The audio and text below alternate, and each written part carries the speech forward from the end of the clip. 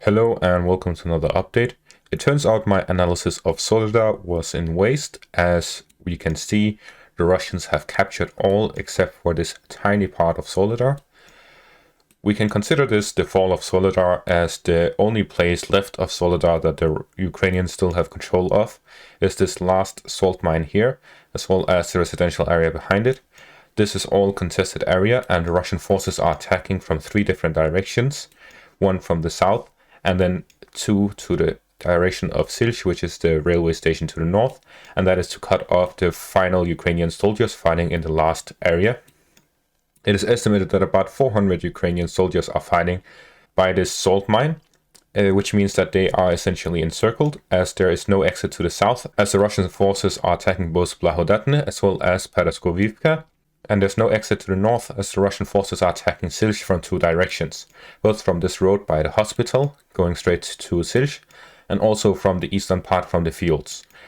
Also, something to notice is that if we look here at the topographic map, we can see that the whole area by the highway and the railway is on a low ground. So the Russian forces, they either have the high ground to the east or the same elevation by attacking straight ahead. For the Ukrainians to leave, they'll have to go to the highlands to the west, which is an open field, so the Russian artillery can just attack them as they're retreating, as there's no obstacles between here and next front line, which means that the Ukrainian forces will have to cross over a large distance to escape from the Russian army.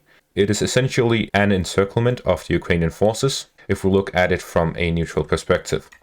At the same time, we can consider this whole area lost, and most likely this next step will be for the Russian forces to go in three directions.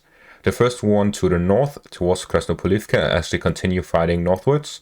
The second one straight to the west, where they will try to create a position where they hold this whole open field here as an artillery zone, where the Russian forces will set up positions here by the highway and will attack any Ukrainian forces close in from this direction. And finally, they will attack Bakhmut from the north. With the Russian forces attacking Bakhmut from the north and the fall of Soledar, they will be able to attack the areas to the west of Bakhmut and essentially operationally encircle Bakhmut. At the same time, with the recent advances by the Russian forces in the direction of Klishchivka, this could mean that there would be a full encirclement of Bakhmut.